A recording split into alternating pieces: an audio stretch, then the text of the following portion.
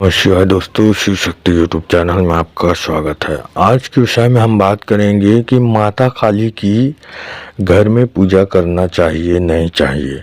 क्योंकि एक बच्चे का कमेंट आया था कि गुरुजी मैं माता काली की घर पे पूजा करूं कि नहीं करूं।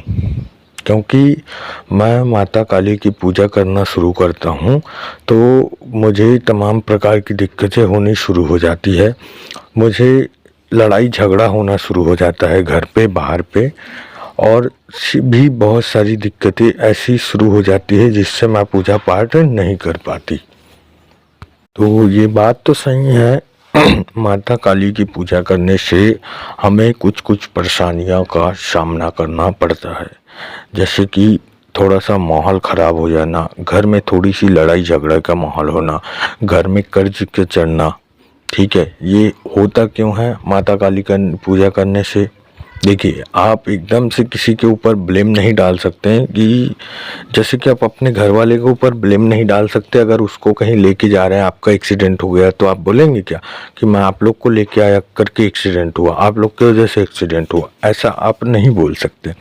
तो माता काली के ऊपर आप एकदम से ब्लेम नहीं डाल सकते। देखिए, होता है वो चीज़ मैं आपको बता रहा हूँ, लेकिन किन कारणों की वजह से होता है, कौन कौन से वो कारण है उसकी वजह से माता काली की हम जब पूजा करते हैं तो ये तमाम प्रकार की परेशानी हमें होती है। देखिए, पहला कारण होता है कि माता जिसको चुनती है, जो माता अपने सेवा भक्ति के लिए चुनती है, जग कल्याण के लिए चुनती है, उसकी परीक्षा माता जरूर लेती है। परीक्षा कैसे लेती है? देखिए, सबसे पहला परीक्षा तो ऐसा लेती है कि आप एक समय निर्धारित किए हैं कि 8 बजे मुझे पूजा में बैठनी है, लेकिन बैठने के समय आप कहीं बाहर चले गए हैं या बहुत दूर हैं जहाँ से आप आ नहीं सकते, उस समय पर नहीं पहुँच सकते। ठीक उसी प्रकार से माता आपसे परीक्षा लेती है और माता देखती है कि इस समय पे ये मुझे याद करता है कि नहीं, मुझसे विनती करता है कि नहीं, कि मुझे समय पर पहुँचा दो माँ, कृपा करो। ये परीक्षा होती है माता की। ठीक है, दूसरी परीक्षा क्या होती है कि आपके ऊपर कर्ज बहुत चढ़ जाता है, बहुत ज़्यादा आपके ऊपर कर्ज चढ़ जाता है, आपको माता रानी की जोत जलाने के लायक नहीं रहते आप। वो परीक्षा भी माता लेती है। क्यों लेती है? क्योंकि उस समय पर भी आप उसे याद करते हो कि नहीं।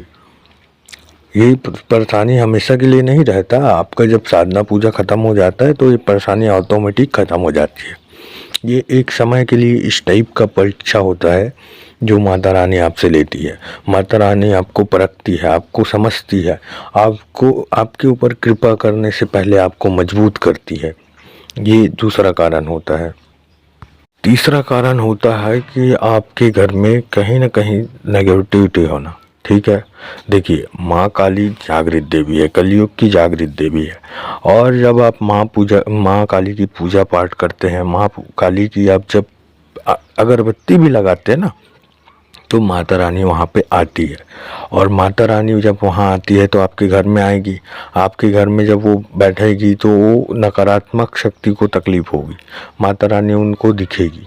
ठीक है, तो वो नेगेटिव क्या करती है, आपको आपके माइंड में बैठ के कहीं ना कहीं आपको थोड़ा सा उस तरीके से उलझाती है कि आप उस पूजा पाठ को बंद कर दें। आपके घर में लड़ाई झगड़ा कराती है, आपके घर में तबीयत खराब करा देगी, किसी का इतना ज़्यादा बड़ा बीमारी पकड़ा देगी जिस तरीके से आपने सोचा नहीं होगा। और ऊपर से आपके पास पैसा नहीं है, आप उसी समय पे कर्ज में दबे हुए हैं। तो इस तरीके से वो क्या करती है, वो जो नकारात्मक शक्ति होती है ना, वो आपको उस लायक कर देती है कि आप पूजा बंद कर दे। पूजा बंद करोगे तो वो सुखी से रहेगी, पूजा बंद नहीं करोगे तो वो परेशान रहेगी, अब वो परेशान रहेगी तो आपको भी परेशान करेगी। तो मैं बता दूं, ये तीसरा तरीका जो होता है ना, कुछ कारण, वो होता है नेगेटिविटी। अगर आपके घर में छोटी सी भी नेगेटिव है तो वो ये करेगी, चाहे वो आपके शरीर में हो या आपकी फैमिली के किसी के शरीर में हो, आपके माता पिता भाई किसी के अंदर या आपके घर के अंदर हो, वो करेगी। या तो चौथा कारण होता है आपके पितृ। जब आप अपने पितृ को नहीं मनाते ना पूजा किसी साधना से पहले, तो भी आपको ये परेशानी का सामना करना पड़ सकता है।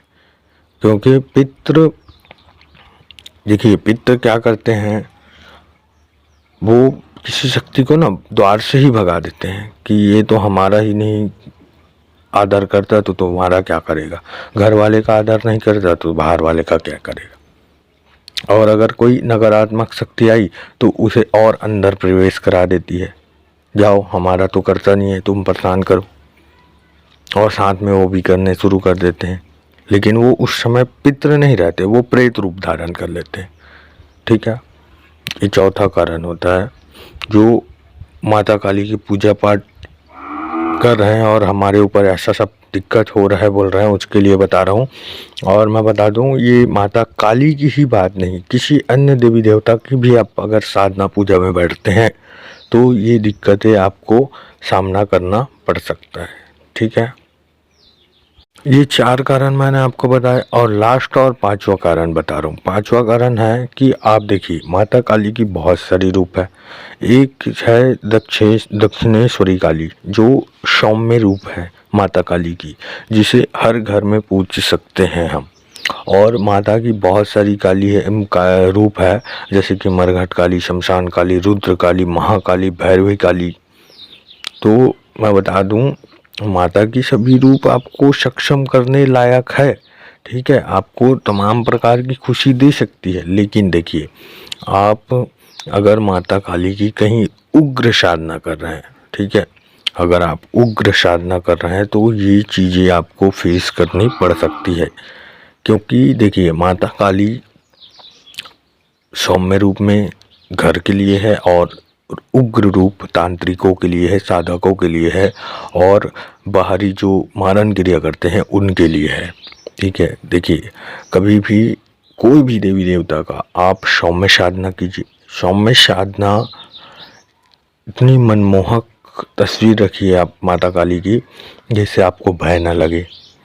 अब कई लोग क्या करते हैं, उग्र से फोटो लेके आ जाते हैं या मूर्ति लेके आ जाते हैं और पूजा करते हैं, फिर बोलते हैं हमें डर लग रहा है, हमारे साथ तमाम प्रकार की दिक्कत हो रही है, हम जब से पूजा करने बैठे हैं तब से ऐसे हो रही है। तो मैं बता दूं, आप कभी भी सौम्य साधना ही करें, और उग्र साधना करने से भी आपको ये सारी तमाम प्रकार की परेशानी हो सकती है।